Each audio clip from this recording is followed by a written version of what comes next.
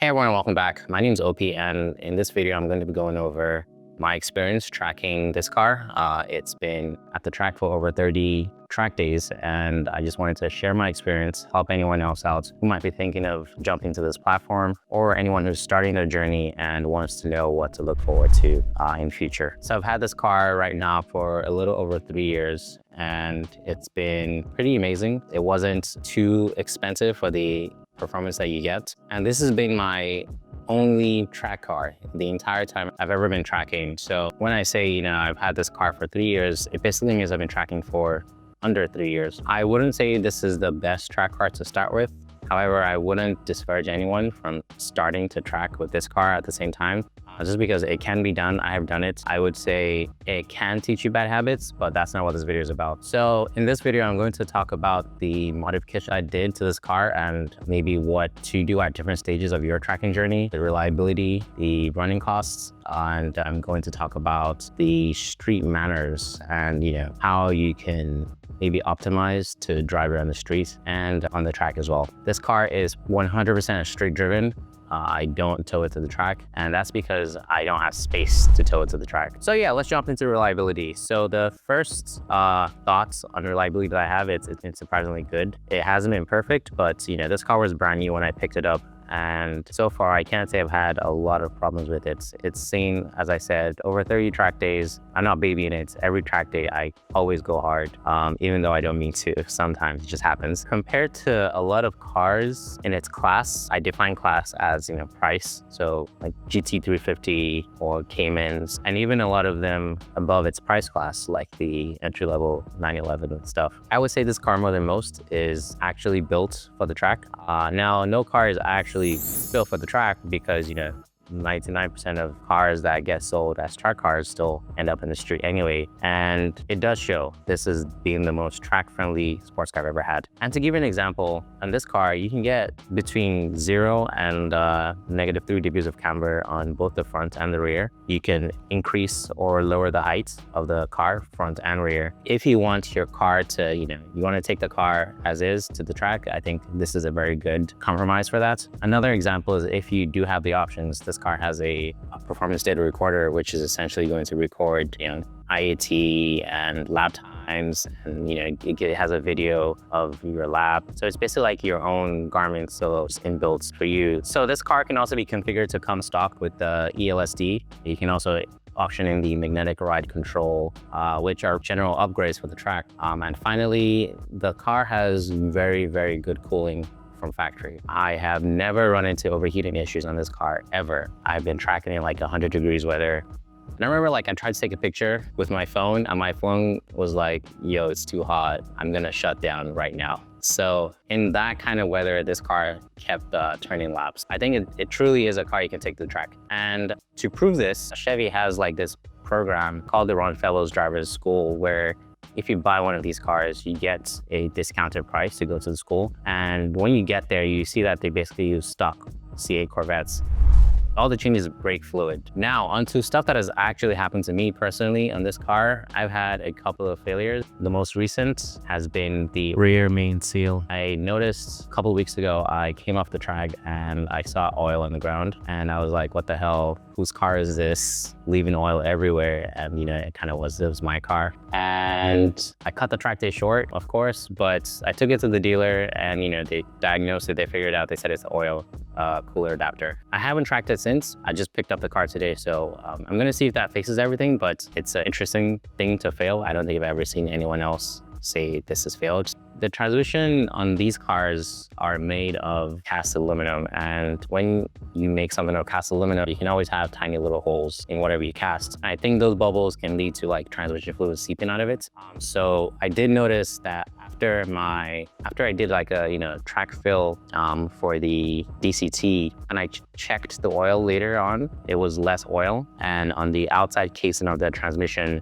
it was basically covered in a film of oil. So just watch out for that. These cars do consume oil, apparently in the engine and in the DCT. So yeah, be aware of that. I also had my transmission replaced under warranty because of the oil leaking issue. So again, it wasn't really an issue as far as, stopping functionality of the car, but it does help if your transmission oil is not slowly seeping away. Chevy hates replacing DCTs because it's the most expensive company you can replace. And as a result, they are really strict on your maintenance schedule. They want to see that you're doing oil filter changes, on time. And by on time, they mean like, at 7,500 miles, if you do it at like 6,500 miles, or you do it early, like they don't want to see that, it's not gonna fly. So just make sure you're doing it at the interval, plus or minus 500 miles. But to be safe, hit it on the mark.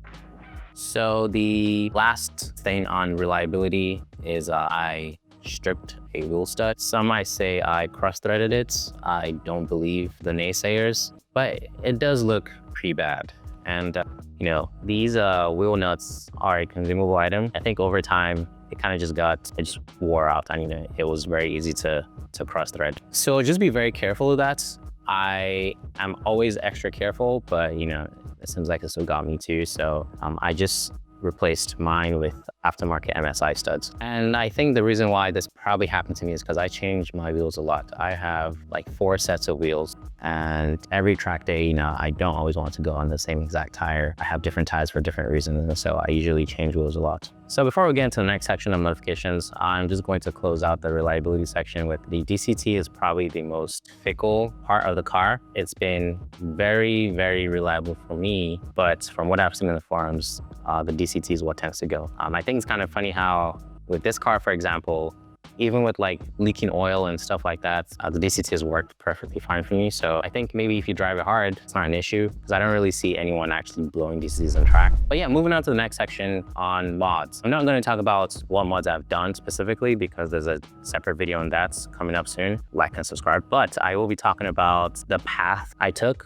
in terms of like packages and maybe next level for me, and how I got here. So I will say mods probably fall into 2 categories for track cars. You want to either get around an issue that you're facing on track actively, or you just want to get faster.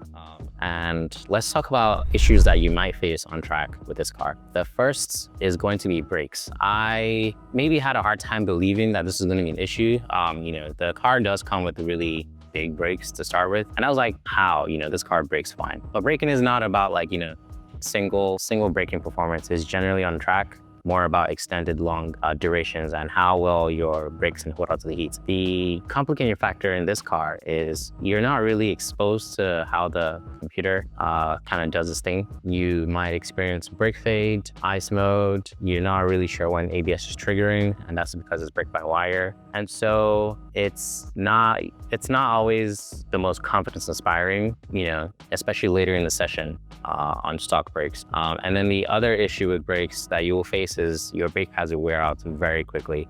When I first started tracking my first couple of days, I was using a set of brake pads in like 3-4 days. And then it got to a point where a set of OEM pads will go in like 1 day for the fronts. The fronts, generally speaking, use up 2 to 3 times as much brakes as the rear in the same amount of time. But it's the opposite for the tires. Moving on from stock brakes, the first thing I did was pads. You can see I currently have AP brakes now. And while I would say if you're serious about, tracking your C8s, you should probably eventually get here. I did take a very long path / time to get here. A lot of people would advise just jump straight to the AP, but it is so expensive. But everything in this car is expensive. Brakes are expensive, tires are expensive. Tracking a car like this is expensive. I would say if I were to do it again, I would swap brake pads first to something that's longer lasting.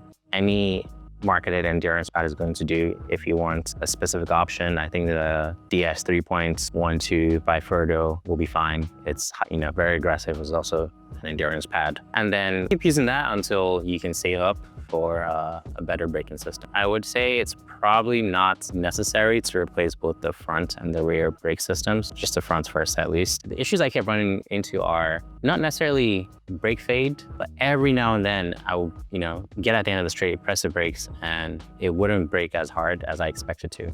That's one issue. Another issue is pad knockback. I remember at the S's in Buttonwillow, because if you use a lot of curbs, you're basically upsetting the car just a tiny bit, and by the time I get to the next straight, of the next corner, which is sunset, my initial application of the pedal will not be as firm as I expect it to be. And the AP solved that with the spring. And then the final issue that I faced is a lot of juddering. This is a very long topic. I think I still face it. I'm not sure. However, I know that every time I switched something, either moving out to a more aggressive pad or using floating rotors, it seemed to solve it. And I think the juddering came from heat, usually happen later in the session. It's generally caused by uneven pad deposits. But yeah, I think for brake confidence reasons, and because this car is so fast, you don't ever want to question if you're going to brake or not. I think braking, like solving braking, didn't give me time on the track as much as it gave me consistently fast time. The next thing I think one should do is to sort out your wheels and tires. Changing compounds is one thing, there's a lot of videos on that, but I think just the ability to add more tire on the front makes this car rotate well. I initially went with 9.5 on the front. This is the rear of my first set of wheels. It's 19 by 9.5, and yeah, it also fits on the front as well as the back. I think figuring out your wheels and tire combo setup is probably the next thing that you should do. It's definitely the next thing I did. And I think once you have the opportunity to go wider in front, you should. Should you go wider in the rear? I wouldn't worry too much about it. 11 is fine, which is stock. 11.5 is fine. I might also consider going smaller in diameter, and that's because it's cheaper to buy tires over time. It's easier to sell your wheels down the road. So yeah, definitely consider smaller, wider tires or smaller, wider wheels. There's not much to say about that other than like it's a consumable. You're going to go through a lot of them, both the tire and the wheel. Luckily for me, I've never had a bent or destroyed wheel, but it really is only a matter of time. Oh yeah, and you get to say weight per corner. The next maybe level or tier of mods that I think you should do, and I did, is sway bars. Now I have the Z51 package, which has the magnetic ride control. I think once you kind of like maxed out your wheel, tire, brake, maybe developments by yourself, the next thing you're going to go hunting for is body roll and just general platform control. This car is very stable, very controlled, generally speaking. However, it can be better. And if you ever are in a proper track car, you will feel so much of a difference. I think for me, I have a video on this actually, because this was done in the last year or so. But what really pushed me for sway bars was high speed control. I'm generally good at low speed driving, but at high speed where, it's a lot of speed, it's a lot of risk, yada, yada, yada. This car would be slow in its weight transfer. So when you're at low speed, you're making a U-turn, you can afford to maybe be more aggressive on everything. You're a very aggressive braker, so you can afford to be aggressive and then just kind of like wait for the weight to transfer before, you get loaded on the tires you want, and then, you can rotate. When you're going faster, you have to be either very smooth with your inputs, or you have to be very anticipatory, if that's a word, because what I found was happening with this car was I couldn't, and I didn't know this at the time, I just know, this is how it felt, but I couldn't make very quick transitions at high speeds. And not that you should be doing that, but in order to carry speed through a high speed corner, you need to turn the steering wheel and then wait for the weight to make its way all the way to the left and then deal with that. So maybe like a technique you could use is to turn the steering wheel, and once you feel the weight catch, you're going to have to correct somewhat, but doing all this at high speed is not fun. And so having a car that has much faster weight transfer is better. When your springs are not very stiff and you brake, right, your car will actually go down, but it's going to go down over a long period of time because your springs are not very stiff. If you were to apply the same force to a very stiff spring, your car is going to go down. Like the force that's going to be on the front tires is going to happen much faster because the spring is counteracting the force also faster. It's basically absorbing or dissipating that force much quicker. Now you're at a crossroads of, do you do coilovers or do you do sway bars? And I think this is where like the big divergence of modding this car comes from. Calibrate. So the question to ask yourself here is, what do you envision the car doing for you in future? And by that, I mean, is this your only car? Is this a track only car? Is this something you want to be comfortable in? If the answer is yes to wanting to drive this car to other places, wanting it to still very much be a a dual duty car, then I would say you should get sway bars and stop there. I'm not too sure on getting only the rear or the front. My advice is to get the front and rear sway bars. So I got the AFE sway bars. Doing that, I would say transform this car, because now turning in was a lot sharper. It was a lot flatter, and weight transfer happened a lot faster. And it just gave me so much more confidence in the car. Just like, it felt like having coilovers. If you don't want to do sway bars, the easier option is to do coilovers. The thing is, coilovers are way more expensive, way more intrusive, and it replaces a really, really, really good system. The magnetic ride control in these cars are actually kind of fantastic. So you kind of really have to think about if you're ready to sacrifice all the comfort goodies of having integrated suspension system. Reliability wise, the wing has been fine. The splitter scrapes pretty often. So you might want to be wary of having too low of a car, which is, definitely a thing. Your splitter is not going to like you if it's always kissing the ground. So the next section is going to be strutability. So I already talked a lot about strutability in the modification section, but I would say my car, personally speaking, is not very strutable, but it is. And I say that because I drove this car almost 2 hours today. It's fine. The issues that arise from driving this car on the street are mainly the front splitter, kind of just being in the way of everything. So that is a big sacrifice you make to gain like a second of lap time or two. And then the next thing will be the coilovers. So this car has really stiff springs, and as a result, it's not very comfortable on the road. I think when I first started in this car, like when I bought it 3 years ago, I was kind of in maybe denial that it was a comfortable car. And I drove it, on the road, and I compared it to my other car, and it was actually more comfortable. And then over time, as I've done stuff to it, it's like, oh, it's not that bad, it's not that bad, it's not that bad. Just like the frog in the boiling pot. And then, eventually you get out of the car and you're like, whoa, whoa. So yeah, that's how I feel. I think the younger you are, the less of an issue it actually probably going to be. But if you sit at a desk all day, or you carry a lot of load all day as your day job, then you're probably already feeling what I'm feeling, which is having a bad back. But outside of that, it's fine. I think the only other issue that I might run into is the car being too low for maybe bumps. I actively have to avoid bumps or plan out my trip. I check on Google Maps, see what the layout looks like. And it's worse when I have other track wheels. So these are the biggest track wheels I have. But I have 18's, and on the 18's, it's not fun. But is it worth it? I don't know. Miles per gallon, I don't think anyone cares about that. But my average on trips is 20. For context, my best average in this car is maybe 35 or 40. So, maybe thicker oil in the engine, stickier tires, aero, just tiny things here and there that keep on adding up, just more drag everywhere. Oh yeah, the final point on strutability is the noise. I have an exhaust. I have another one I'm going to install, which is slightly louder. But the reason I have an exhaust is because when I first started tracking this car, all the tracks here make you, have your windows down. And when your helmet is on, your windows are down, you can't really hear the car's exhaust. I don't know if you've ever seen a C8 Corvette, stock C8 Corvette at full throttle, but you can stand in front of it, have it zoom by you, and it's not going to be that loud. I promise you, just go try this out. So you can imagine how it is inside the car. I straight up could not hear when I was shifting. So I was missing shifts on track because I couldn't hear anything. So an exhaust solves that. I think an exhaust also solves the problem of oh, the car doesn't evoke emotion, all those BS reasons people give for cars. Not BS, I'm sorry. But if you feel like you want more out of your car, tracking or no tracking, I would say just get an exhaust, preferably a valved exhaust. I think this is the cheapest valve exhaust that anyone makes for the C8. And I will not get this. This is the Hooker Blackheart.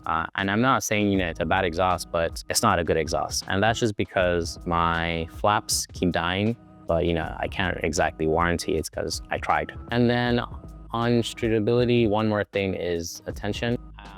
As much as it doesn't seem that way, I'm not an attention whore. But it is nice that this car does get a lot of attention. I have not gotten pulled over by the cops yet. And generally speaking, a car like this, will get a lot of attention. So at this point, probably 200,000 to 300,000 C8s in the US. So with as many C8s as there are out there, this car is not special, but this car also kind of looks different from all the other C8s. So that's just, something to consider. All right, so we have two more categories: track performance evolution, which is going to be short section, and then running cost.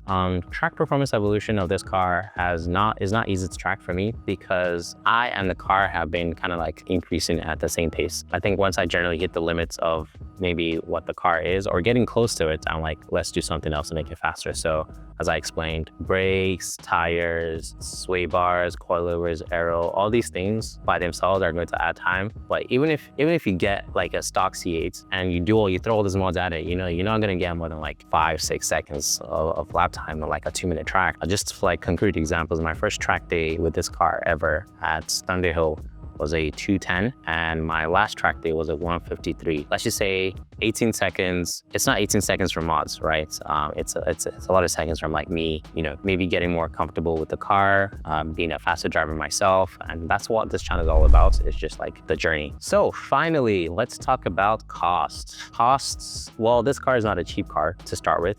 If you care about costs, don't get this car. Get a Miata, get a BRZ, get a GRE6. There's so many other cars to get. But at the same time, this is like as cheap of a car you're going to track for this amount of horsepower as it gets. This and like, all the previous generations of Corvettes. Tires, the consumables, brake pads, I go through every 10 to 12 track days. Rear brakes are kind of like 1.5x the frequency of the front brakes. Tires, depends on the tire. My ratio currently is about a like 5-6 days for the rear, 7-8 for the fronts. Usually when the rear is done, the fronts are done as well. So one thing you should watch out for is toe. At some point I did an alignment in this car and I had excessive toe in the rear. And as a result, the inside would cord in like 2-3 days of track driving. I can't say I like the car driving at 0 toe, but I like not spending money every 3 days instead of 6 days. Obviously, gas is another consumable. A 30-minute session would be half a tank of gas. A 20-minute session would be, you can probably do like 3 20-minute sessions. And that's like if a 20-minute session had like 7 laps, So one thing that you could do is get gas jugs. And luckily for everyone, the gas jugs actually fit in the front. And so you could, use those VP Racing rotors. I haven't had to change rotors ever. It is coming though. So, and it can vary from like $200 to like, $1,000. So yeah, keep that in mind. Yeah, gas, brakes, tires, that's pretty much the language of consumables for this car especially. Overall, it's been a solid experience tracking the car. I am really happy that I got this car and got it new. So far, so good. I think the Chevy guys, warranty-wise and all that, have also been good with fixing issues under warranty. Overall, I highly recommend the C8 as a track car, especially over a lot of other track cars. We're starting to see a lot of them on the track. They're pretty popular cars. I see way more C8s than I see C7s. Of course, the C6 is still, sweet spot, but it's not the C8. So yeah, if you have any questions, please leave them down below. And I'm going to leave you guys now. Bye.